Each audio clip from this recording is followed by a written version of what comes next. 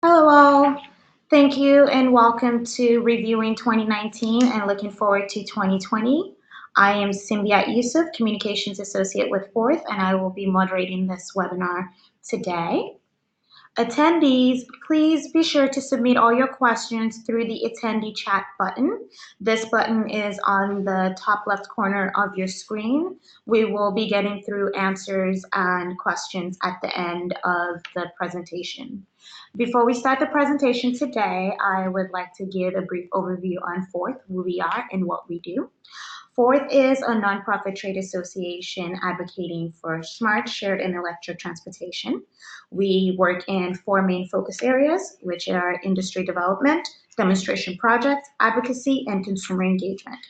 We are advancing electric, smart, and shared transportation, and we hope you can join us in our mission. If you want to find more information about the work Forth does and how to yourself be invested in that work, you can find more information about us and our membership program at forthmobility.org.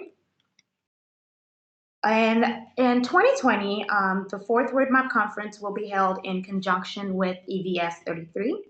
Forth is supporting the 33rd International Electric Vehicle Symposium and Exposition as the local host. EVS 33 will be held in June 14th through the 17th of 2020 in Portland, Oregon.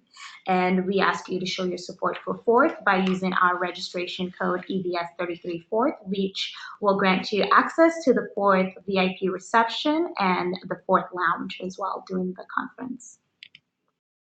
And our speakers today are Forth Executive Director Jeff Allen and AVERE's Secretary General Philippe Vangeel. Jeff has served as Forth's Executive Director since December of 2011. He previously served as Executive Director of the Oregon Environmental Council and worked as an organizational development consultant through several nonprofit organizations. He holds a master's degrees in public policy from the Goldman School of Public Policy at the University of California, Berkeley, and graduated Phi Beta Kappa from the University of Michigan. Philippe is the Secretary General of the European Association of Electric Vehicles. As an engineer by background, Philippe has experiences in working on new and disruptive technologies as an innovative entrepreneur in e-retail, security, and the medical sector. He's focused not just on the technology itself, but also on persuading end users to embrace change so that they can be part of the mass uptake of electric vehicles that can decarbonize transportation and help fight climate change. Our webinar today, we have a little outline. We will be discussing EVS 32 recap, top transportation electrification news of 2019, EVS 33 in Portland, and what to expect in 2020, both nationally and internationally. As a reminder, attendees, please submit your questions through the attendee slide, and we will also be sharing our slides and the presentation after the webinar as well. So if you have problems viewing the slide, we will have them available for you at the end of the webinar. And with that, I am going to move it forward and give the mic over to Philippe. Thank you. Thank you for the nice introduction, and I'm thrilled to be here in Oregon together with the colleagues. So what happened in 2019 for us? Let me give myself an introduction first. So AVERE is also a non-profit association promoting e-mobility. We're doing that since 1978. It's quite a while ago. And just to explain where our roots of the idea are lying. So our founders, they were confronted with the first oil crisis in the 70s. And they were really looking for what alternatives can we offer to get away from petrol-fueled cars. So then I've been looking from an academic approach originally to see what is feasible, what is not feasible. And so we have growth where we are actually today. So we developed a vision for Europe, as this is our home market, for a strong electromobility industry, clean, quiet, and healthy cities, This should partner with energy efficient transport also on the source, so the energy supply should also be green. And yeah, full independency of fossil fuels. Nowadays, we have a member structure which is covering even wider than Europe, or between the European Union. So it also goes from Norway to Turkey, even Ukraine lately. Our strongest point is that we are focusing on four pillars, and these are key of success, in our opinion. So first, on the right, on the bottom, it's the EV users themselves. It's actually the end user that will use the car, which are the key of the whole process. Then we also have, if we go to the straight to the top, then we have to talk also with the industry. They have to bring the products to the market, and the industry is actually very wide. It's not only the cars, but it's also the charging points, the aspect of recycling, the energy, and the data that comes along now. If you combine this together, they can develop excellent products. We can ask for specific products, but we also need a policy framework for that. So we have close relationship with EU policy to address the needs of those both parties. We keep in mind, of course, that where our roots are from, the academic people, that they're also key to success on electrifying the world. And we're doing that together with our partners in the US and in Asia. And if you want to have academic research, please look at the World Electric Vehicle Journal, which is now a great database for e-mobility references. So 2019, where are we today? I mentioned already before, green mobility is nice, but also the energy source should be very green.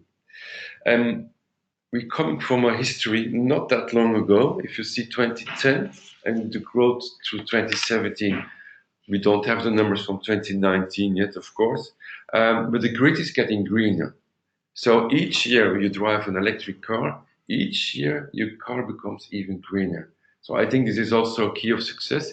But that also means that if you have study work or references of how good electric cars are, if your study is 5 years old, it's outdated. Things are changing that fast. You really have to have an updated information continuously, because the world is moving on fast. So we are aiming for reduction in CO2 emissions. And we were good on the way. And the average CO2 emissions went down.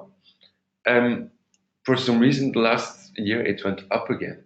Not significant, but it's actually a warning that our work is not finished yet. We still have a long way to go. There is several explanations why the CO2 went up again. We had the famous diesel scandal, which hit all markets all over the world. People went away from diesel, they went back to petrol cars, and petrol cars cause actually more CO2 emission. So it's something that we really have to keep in mind and to keep focus on, that this should not happen anymore. Key of success of e-mobility is one good example is Norway.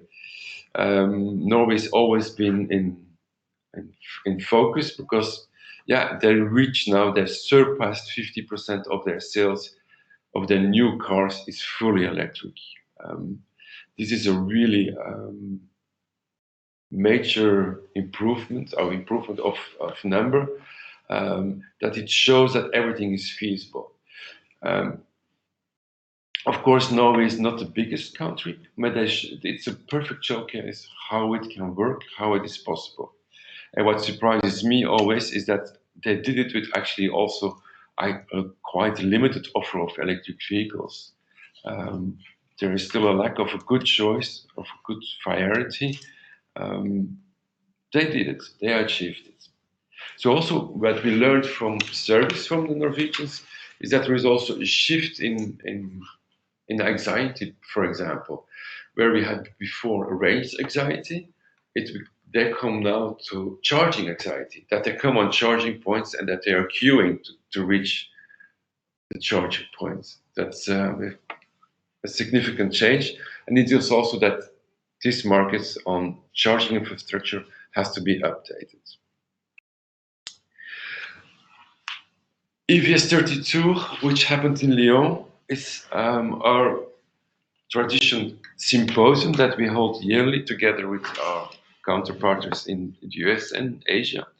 So this year, in 2019, we had it in Lyon. We had a great success. It was also the 50th anniversary. This year, working on electromobility for 50 years, many people cannot believe it, but we have been rewarded for this. We had good dialogue sessions, we had good presentations, and we had very growth in visitors and attention from worldwide. A symposium is, of course, a very academic approach. So we introduced in the EVS edition in Lyon our own AEC edition. That's the AVERE e-mobility conference. So these are sessions that are dedicated to the industry, going from different topics, charging infrastructure, urban mobility, up even to hydrogen, which we included in this. These sessions were very well attended, were also key of the success of this EVS, and I understood that this formula will also be continued at the EVS 33 in Oregon, where the fourth roadmap will combine at the EVS. But Jeff will talk more about that, of course. So, what was good in 2019? It's very recently that surprisingly we have found on the database EAFO, which is standing for the European Alternative Fuel Observatory. This database is run by the European Commission. We are supporting partner on this, so we deliver also data on this. And this is really important because you can find numbers what's going on in Europe. So you have to find a bit away in this website, but you find really relevant information. And surprisingly, we passed on the public charging points, the fast charger, the 20,000. It's maybe not the number that we want to have on long term, but this means that this growth, 2019 is even not finished yet. The numbers are now from the third trimester included, but this shows that the growth is there, that the industry is responding to the demand, and that the industry also believes in the change of this e-mobility market. So we're very happy that we had also a press release that, and just have to think to mention one thing about this. It's a bit unfortunate, but the interpretation of public charging points are not the same in all member states of Europe. So the Netherlands does it much better if you compare, for example, the Netherlands and Germany, but the Netherlands interpretation of a public charging point is much more flexible. So keep in mind that. Also, the EV market is changing. So we have a significant growth this year. So we went up, even that 2019 is not finished yet. The market is growing and growing. And what is the success of this that we will show in this graphic is actually about deliveries of EVs. So I'm quite confident to say that we already have a good network of charging infrastructure, but that there is a lack of deliveries of electric vehicles. And what was the key of success of our growth this year was the delivery of the Tesla Model 3. So we were very pleased that they were finally delivered on the market, and we see in all European countries that this was the major success of significant growth in the EV penetration. So thank you, Tesla. We're looking forward, of course, to the upcoming models. What goes hand in hand with the success of e-mobility is also the development of batteries. batteries that can take bigger range and better charging times or charging capacity. So of the actual standard from fast charging from 50 kilowatts, we see now that this is the newest standard will be 350 kilowatts. This means that you can have a capacity, good battery capacity, you can charge it in less than 7 minutes. And of course, this will bring people it will be easier to convince people to drive with an electric car. So it's also thanks to the Ionity network. You also have the same network that is developing in the US. This is the key of the success, that it covers all the corridors on the big networks. The second thing that is happening is that thanks to the European Commission, we got stricter CO2 emission limits. So the cars that comes on the market, they have to be cleaner. This is going progressively. It's not at once, of course, but that from 2025, it should be a decrease from 15% going to 30% by 2030. Now, since a few weeks, we have a new European Commission. We have an announcement of the European Green Deal, which will be presented tomorrow. So we're going to know more details about it. But they announced that they will want to go further than this, actually. And this is only talking now about the passenger cars. We also see the same targets for trucks, vans, etc.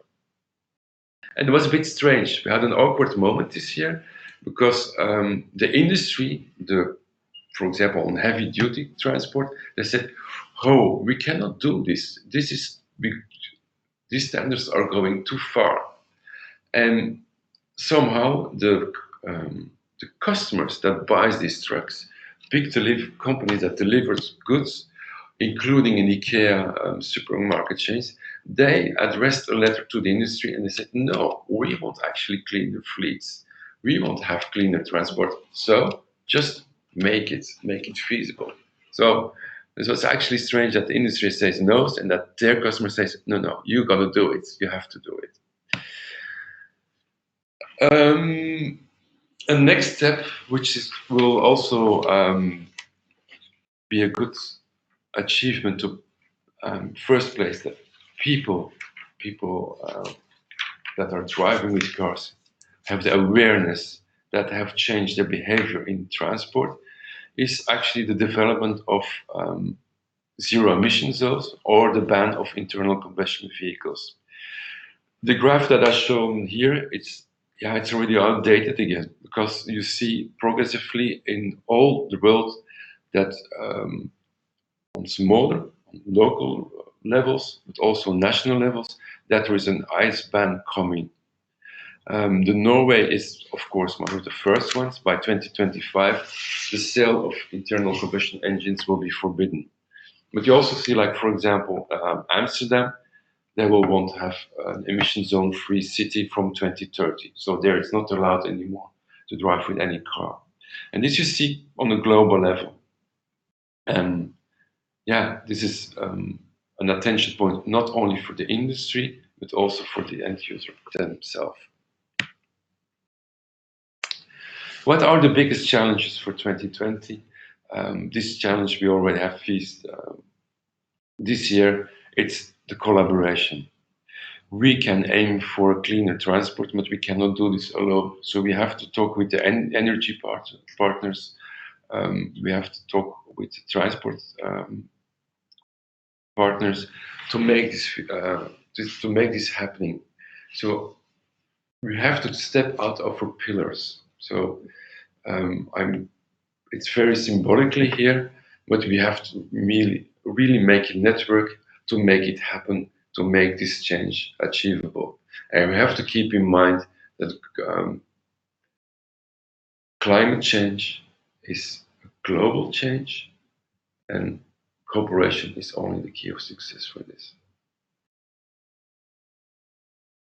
So I will give the word now to Jeff. Great. Thank you so much, Philippe. And now we will hear from Jeff about top industry news from the United States and how we're moving forward in 2020. Great. Thank you, Philippe. And that was a great introduction, I think, or transition, because I think this issue of collaboration really is critical, not just within our organizations, our networks, but internationally. This is really a global issue. So that's part of why it was so exciting that we can do this with you here. So I'm going to jump in also to, yep. Whoop, sorry about that.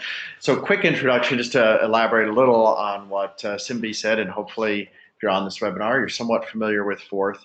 But we are also a nonprofit association. We have over 170 members, and that includes this whole ecosystem from car companies, charging companies, electric utilities, consulting firms, cities, and other government agencies coming together to advance electric mobility. And we do that through four approaches. One is to build that industry and that ecosystem. The second is to engage and educate consumers. And the third is policy advocacy. And the fourth is demonstration pilot projects to show how these things can come together on the ground. So quite similar. And as mentioned, we have the Roadmap Conference here in the US every year, and we'll be co-hosting that with EVS next June. I'll get to that in a minute. So one of the major trends we've been tracking is the disruptions in the automotive industry. And the immediate thought people may have are some of the formats and models. Many of you will recognize the launch of the Tesla Supertruck or Cybertruck on the left-hand side there. The right-hand side is the Mustang Mach-E. So we're starting to see more and more models, different formats, trucks, SUVs, wagons coming into the market. But it's not just about different car models. It's really about the business model for automakers. Beyond electrification, there's the broader set of disruptions around autonomous and connected and shared mobility. And we're seeing more and more car companies express a goal of transforming themselves into mobility service providers, the rise of mobility as a service or MaaS. And as is often the case with new innovations, many people are talking about this. Very few folks have figured out what it means in practice for a company to be a mobility service provider rather than a seller of cars. But we're seeing accelerated efforts to figure that out. We're also seeing within the electrification trend that we are going to hit cost parity between electric vehicles and gasoline vehicles very soon. It's really a question now of whether it's the next 2 or 3 years or the next 5 years or the next 10 years. But I think the bigger question, I think people who aren't in this space sometimes assume that, oh, well, once that happens, we're done, right? But what's really clear to us is that that is one inflection point, but our work is not going to be done at that point. For one thing, it's one thing to say that the cost of producing the vehicles is comparable. It's a very different thing to say the profitability of selling those vehicles is comparable. That's going to take a little bit longer to hit. It's going to depend on coming up to scale production. So I think overall it's safe to say that if you're working in the auto industry, it's a very challenging environment right now with a lot of major disruptions, challenges and opportunities, of which electrification is just one. And I think that's also a very true story for the electric utility industry, which is another key player in this space. These numbers here are from the Atlas EV Hub, which we strongly recommend to folks as a resource for developments and data, particularly in the US. And you can see that the approved utility filings to date amount to about 1.3 billion US dollars in the US. And there's an almost equal number of filings that are pending right now. And that just tells you the hockey stick that we're on, that since 2011 or before, We've had 1.3 billion approved, and right now at this moment, there's an equal amount pending and more coming in every day. But I think electric utilities are facing the same challenge, that it's not just electrification of vehicles. They are dealing with increasing push towards distributed generation and demand response and smart grid. So it's not just a one-way electricity delivery system anymore. They're facing increasing environmental demands for not just renewable energy, but zero carbon electricity. There's large scale rethinking of the regulatory model in the United States, and the pace of change is accelerating rapidly for this industry as well. So again, you have a picture of a major industry that is being profoundly disrupted, and electrification is just one piece of the story and not always the biggest piece of that story.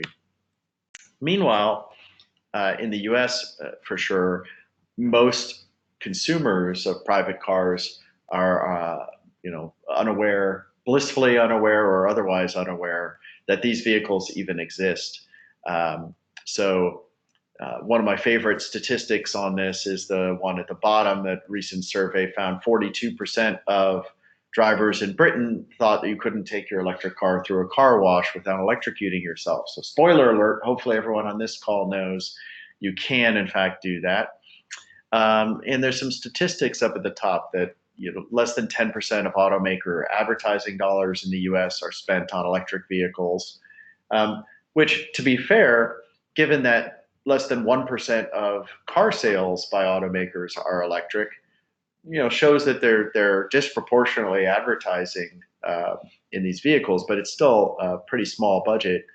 And it's less than 2% of that utility spending that I just highlighted. There's a lot of money starting to come into this space from electric utilities, but it's almost all going to hard costs like charging infrastructure and subsidies for home chargers. Very little of it is going to make consumers aware that this is an option. And UC Davis has done quite a bit of research on this and found that even in California, which is the core of the market in the US, about half of consumers can't name an electric vehicle model. And most disturbingly of all, those statistics are not improving. Over the last 6 years, they have not gotten better. Meanwhile, it's not just about cars anymore, and Philippe sort of alluded to this as well. A few headlines that we pulled here. That top left picture is the CEO of Daimler Trucks North America, which made a dramatic shift in the last couple of years and is now manufacturing electric heavy-duty trucks right here in Portland at their Swan Island headquarters. Amazon, also headquartered here in the Northwest, has committed to buying 100,000 delivery vans from the startup Rivian that they've invested in. So there's a lot of major developments, but again, it's not just about those companies or those vehicles. We're really seeing electrification of everything that moves, from forklifts and yard equipment to trucks and buses, even things like school buses and agricultural equipment. And in the US, at least, the Volkswagen settlement funds are accelerating that trend, since states are putting a lot of those dollars into incentivizing that heavy-duty equipment. And California, just as they did with cars, is pushing this as well, both through grants but also through a regulatory proposal to require an increasing share of heavy-duty vehicles sold being electric. And here again, this is a recurring theme. It's not just that the freight or heavy-duty vehicle segment is being electrified, it's being disrupted in a number of different other ways as well. So we're seeing freight become increasingly individualized. What I mean by that is, just like when you now walk out your door in a city like Portland, you can use your smartphone to choose from a half dozen different mobility options. You can call an Uber or a Lyft, you can rent a scooter or an e-bike, you can use a bike share bike, you can pay for your transit pass, all these different options. And similarly, if you're in the freight business, we're seeing much more individual delivery, thinking about your 24-hour delivery from Amazon, or in a number of cities now, it's 2-hour delivery from Amazon or 1-hour delivery.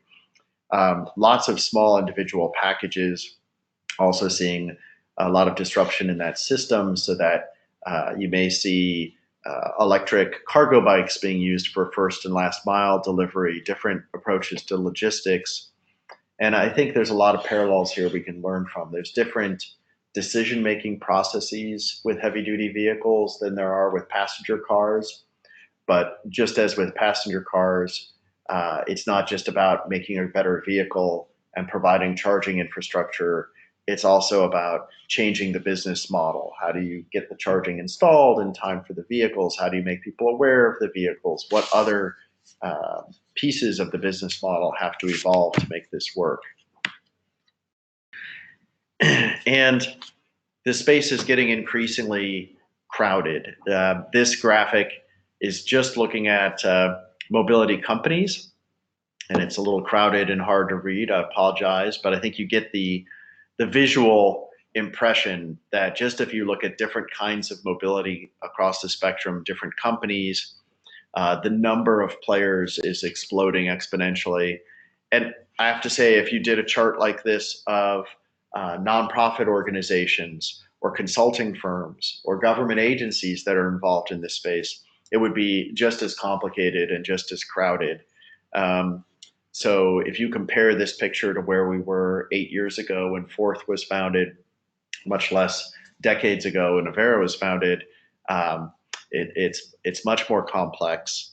And that's a good thing. And it's an early thing, I would say, in this process, because if you think about the scale of the challenge, one of the comparisons that I always like to ask people to make is, if you just look at this from a carbon standpoint, the transportation sector, most of the developed world, is now responsible for more carbon pollution than electricity generation.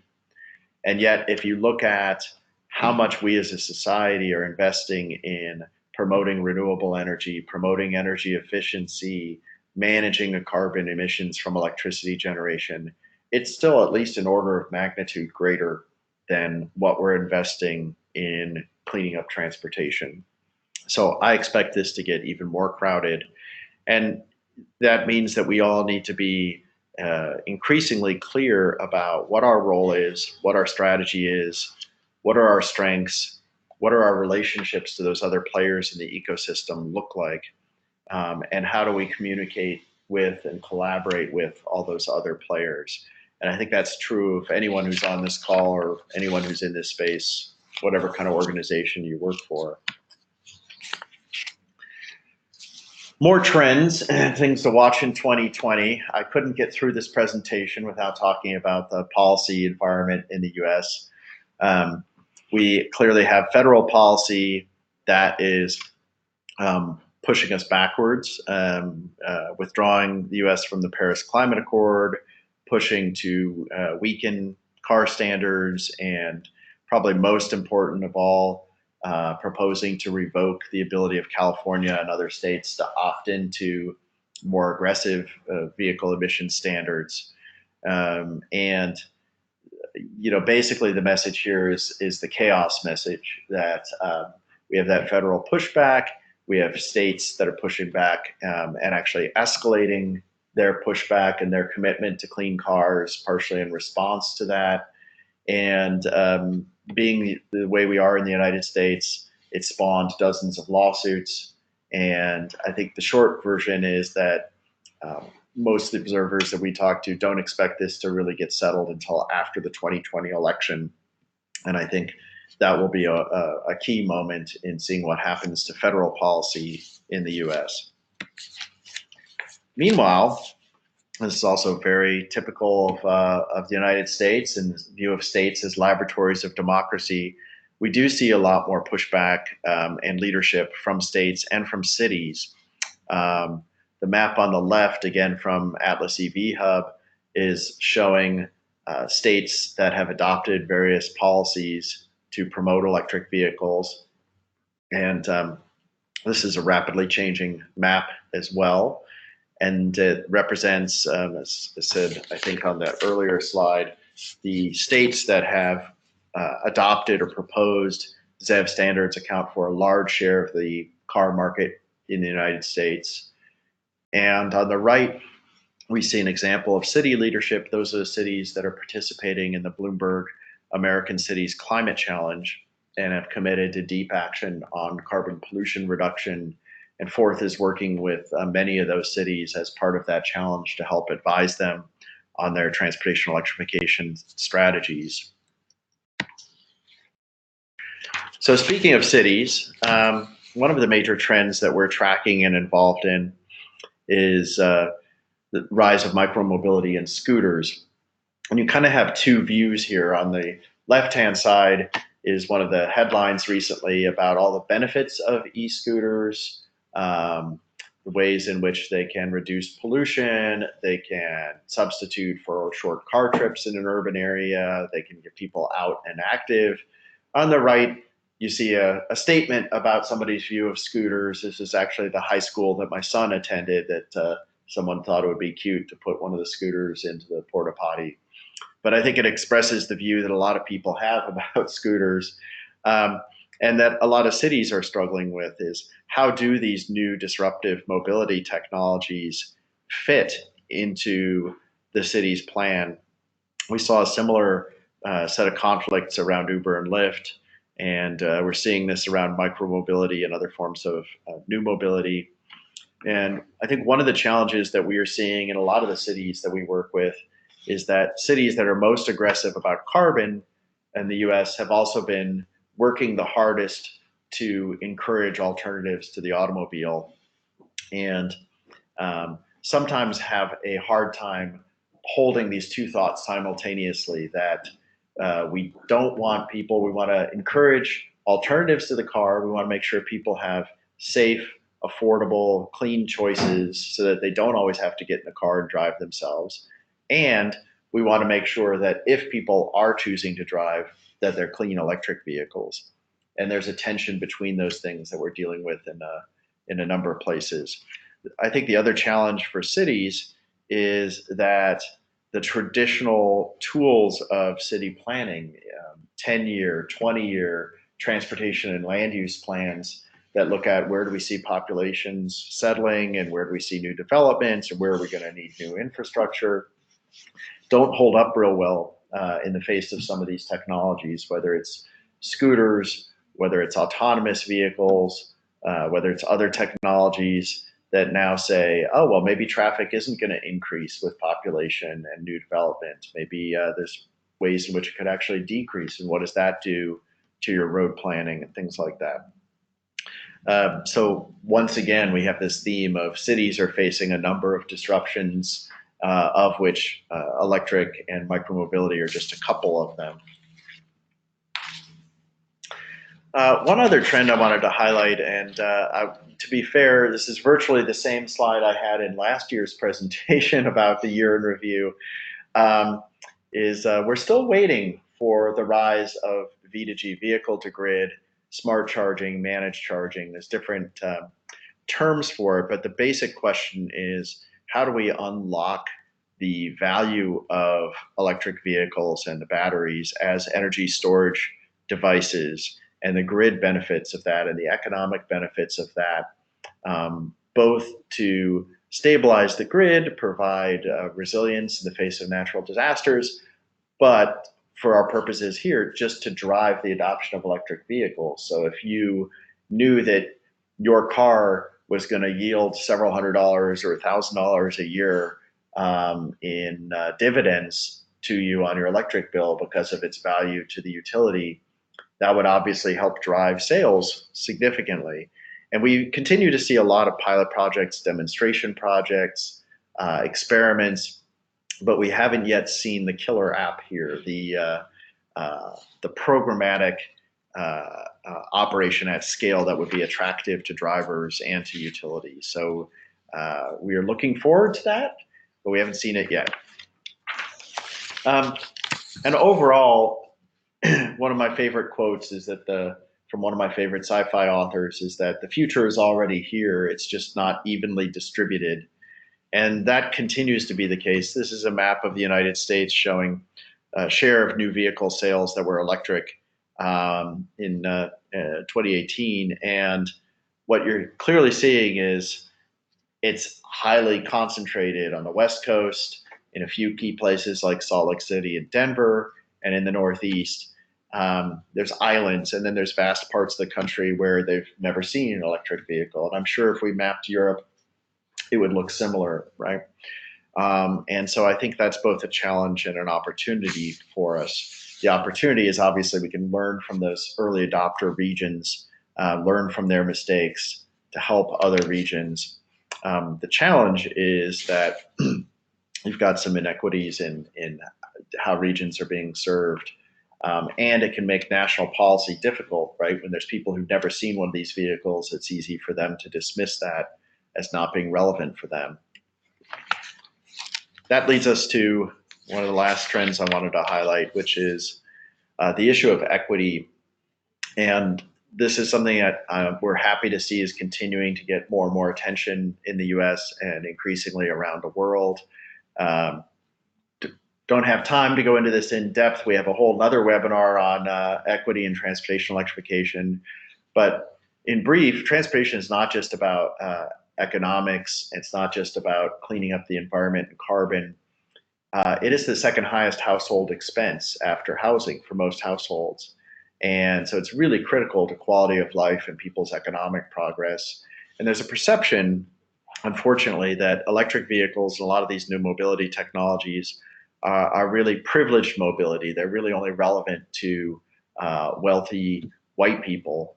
And that's understandable because there's a history in the US particularly of injustice and race-based injustice in transportation investments. Highways have been used to divide communities. Infrastructure has been built better in wealthier, whiter communities. We have a lot of work to overcome there. And the flip side of that is that this is a real opportunity with these new disruptive mobility technologies to disrupt those patterns as well, and to really leverage the impact for the communities that need it the most.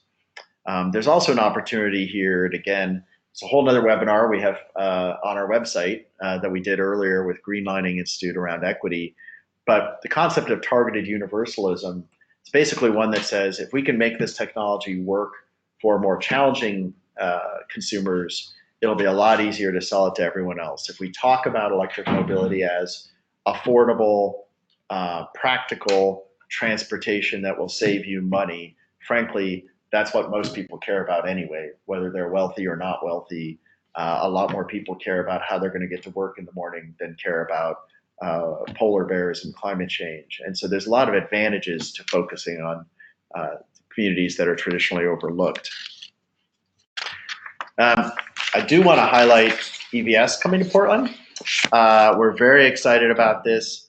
It's not just a conference. There's a lot of moving parts that week. So we'll have a couple thousand people here for papers and academic and technology and business presentations. We'll have a major trade show floor over 150,000 square feet. But we're also going to have a number of side events and conversations, including an entire day-long workshop on Thursday, June 18th, focused on equity and transportation electrification. We'll also have a number of tours, everything from we expect to have a tour of the Daimler heavy-duty truck headquarters. And because it's Oregon, we'll also have some tours of our beautiful scenery and our wine country and other things for people to do. And a number of networking opportunities, because again, the collaboration in this industry is critical.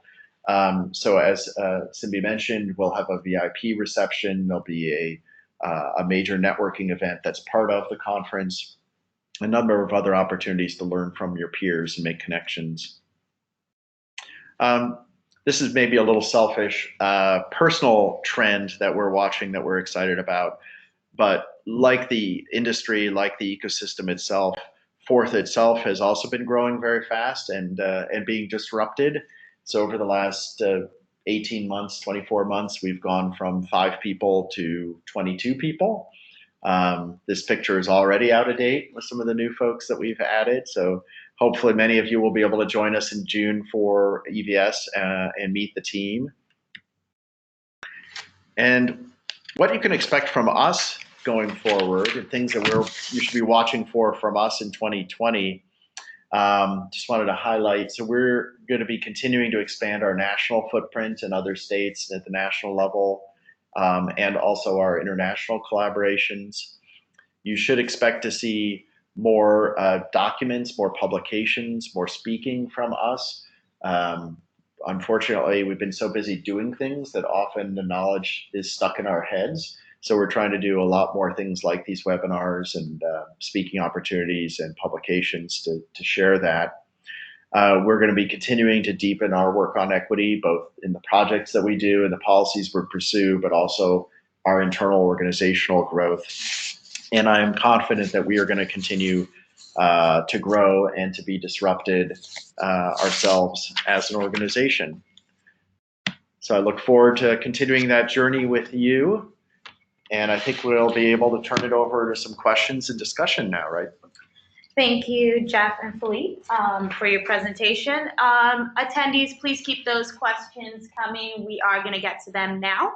The first question, Jeff, you just finished with your information about equity and Ford's focus on equity. How will diversity, equity, and inclusion be addressed in 2020 for Ford? Sneak preview. So a couple of things. One is we were really excited. We just got a U.S. Department of Energy grant to launch a new electric car sharing project in the Columbia River Gorge here between Oregon and Washington in a smaller, more rural community. So we're starting to expand beyond sort of urban communities of color into more rural communities as well, and see how some of these technologies can work there. One other project I'll mention that we hope to launch in the next few months is a collaboration with multiple states where transportation and environmental advocates are trying to partner with equity advocates to advance transportation electrification policy. So watch for some more announcements about that in the next few months, but trying to bring some of the lessons from work we've done in the Northwest and work that Greenlining and other folks have done in California and share that with other states around the country. Okay. And that transitions us well to a question for you, Philippe. In Norway, success story, do they have a different rural market? And if so, what's the adoption like for rural Norway? If you have information on that. Rural, what you? Norway. Yeah. So, what do you want to say with the question? It's not clearly for me, I'm sorry. So what is the adoption like if we're splitting Norway into urban versus rural? We know urban areas. Yeah, okay. Yeah. We see that there is indeed some regions that it's more popular, of course, but we see also that the change of the battery capacity, that you can do more mileage, that the adoption is going all the way. And the government in Norway have always said this is not only for city regions. If we go for cleaner transport, it should be for the whole country. So they indeed have less accessible regions or apartments. Everything should be inclusive. Mm-hmm. So they have also put charging points really high up in the north where they probably will never be profitable. Next question, how successful have you found the indoor EV showcase model, and what can you tell us about the organic traffic, the experience?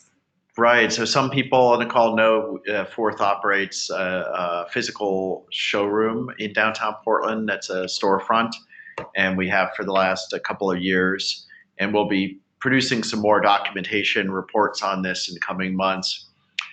We found it to be a really effective way to kind of create a critical mass for electric mobility, have a physical place to direct people to, have multiple different electric car models people can test drive without having to go out to a bunch of different manufacturers, dealers. What I would say is it's a pretty expensive model to operate, and it's also it is a challenge to generate organic foot traffic. It's not something that we have a lot of people just wander by and stumble into. So it really takes a concerted programming effort to drive people there, whether it's hosting training sessions, we have school groups that come in, or things like paid social media campaigns, ride and drive events that then encourage people to come in for follow-up information. So watch for more documentation on that coming out, but overall we would say it can be very powerful if you have the funding to staff it and program it well. Thank you, Jeff. Philippe, we have a question in regards to your comment about the industry saying no or saying no to heavy duty, medium or heavy duty electric transportation, but the consumers, the customers saying they wanted that. Can you expand a little more on how the customers came together, what strategies, or if they who led that, the customer? It was also, I think the roots were come also from, we also have an association which connects all these heavy duty transport companies. So they're speaking on behalf of their industry partners. And there you see that there was also a really change how they want to make things happening. And this can go from indeed electrifying the fleet, but also they want to avoid, for example, empty trucks. So there is too much transport on transport, too much cars on the road or trucks that are empty, not how full, and they would want to really optimize this space. And this can go from last mile solutions to other ways. So there is still a lot of challenges on this. If I can just jump in, I think we've seen similar push in the US where you have major companies that are asking for zero carbon freight solutions. And you also have companies like, I mean, a lot of what's behind the Amazon and work with Rivian is the push from customers who are concerned about environmental impacts of those deliveries, and Amazon not being able to find a product that worked for them. So they're large enough that they could go out and basically create their own product through investment in Rivian. But I think it's just an example of that kind of push coming from consumers more and more. We have a dealership question. So in the United States, we see that dealers don't push electric vehicles because we know EVs have lower maintenance costs. Is this a real problem, and is there any solutions or factors to limiting that as a barrier to EV adoption? And this can go for both of you. Yeah, I would say dealers are definitely a challenge, and just the whole way that the cars are sold in the U.S., frankly, can be challenging for electric technology. And one of the slides I had up had a picture from the Sierra Club report that came out this year, looking at they did some secret shoppers going to car dealerships. I do think it's important. It's not as simple. I hear this argument a lot that dealers don't want to sell them because then they can't sell you oil changes and things for the rest of your life. That may be one factor for some dealers, but I think there's a lot of other things going on, starting with this is still a pretty new and unfamiliar technology, both to consumers and to salespeople. So it takes a lot more time to explain it, to train a salesperson and explain it to a customer, especially if they don't come in asking specifically for that model. And the vehicles are often not as profitable to the dealership to sell, right? So dealerships do typically make more money if they sell you an SUV than if they sell you an electric car. And because of the structure we have, if you walk into, say, a Nissan dealership, and even if they really encourage you to look at the Nissan Leaf, if you decide you're not interested in the Nissan Leaf, they're going to steer you towards another Nissan product. They're not going to say, hey, why don't you go check out an e-Golf from Volkswagen, or why don't you, So it's not like going on an Amazon website and comparing products. So we have some challenges there that we're going to need to work through. It's also not just about selling a car. Then the question is, well, how am I going to charge the car?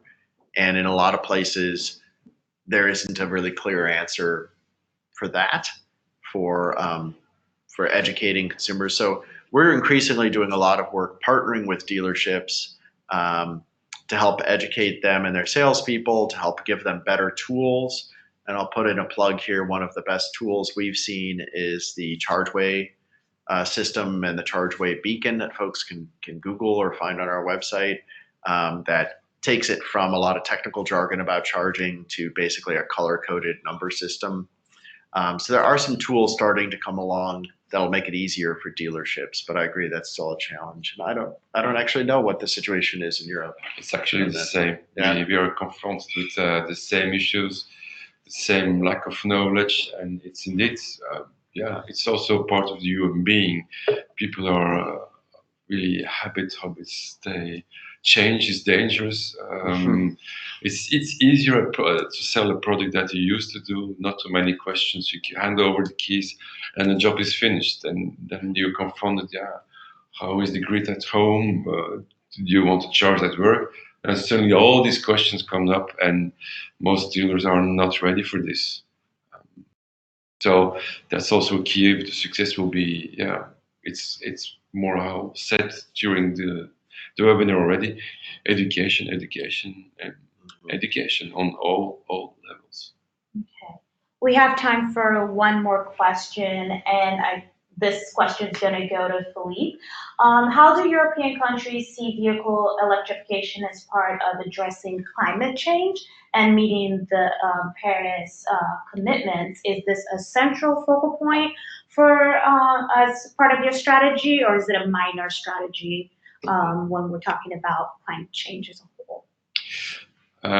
No, this is certainly a major strategy because we know that the emissions from transport, from passenger transport, is about 30%.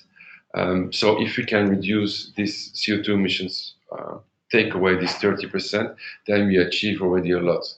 We're also aware this is not done overnight. You need a clean, very good plan. European countries are really diverse, so each country needs its own adaptation. This is unfortunately how it is, but it's not impossible. That's also where the new European Commission is clearly on. We want to get there, and we don't want to say, okay, we have the COP21 standards to 2050, we're going to reduce the temperature raise by so much, and at 2049 they're going to realize, we didn't know how to do it. No, they want to act really now and be sure that by 2050 they get there. And then there is a lot of study models that are looking in this in deep detail and saying, from 2030, 35, then we actually can only sell clean vehicles if we want to get there. So time is not that long far away, and there is not so many options. Thank you, Jeff and Philippe, for a great presentation today. And if we did not get to your question today, please feel free. We'll send out a recap email, and that will include our speakers' email, so you can directly message your questions to them. And you can also message it to us at info@fourthmobility.org. But on the screen right now, you do see our speakers' contact info. If you are interested in contacting them, feel free to do so. And we have no more upcoming webinars for 2019, but stay tuned for bigger and new emerging and engaging topics in 2020. We will start our webinars back in January. And if you would like to hear more information about our webinars, our events, or about Fourth, you can find out more information by going to our website. And one more thing on EVS, if you're interested in registering for EVS, the early adopter rate is expiring soon, and please remember to utilize the AVS 33 Fourth code while you're registering, and show your support for us and the work we're doing. And with that, we want to thank everybody today for coming and listening in on this webinar. We hope it was very educational. And I will now to the final sign off. And again, if you have any questions, comments, please feel free to reach out to Forth, reach out to Philippe, or reach out to Jeff as well. Thank you so much for joining us today, and we hope you have a wonderful rest of your week. Thank you.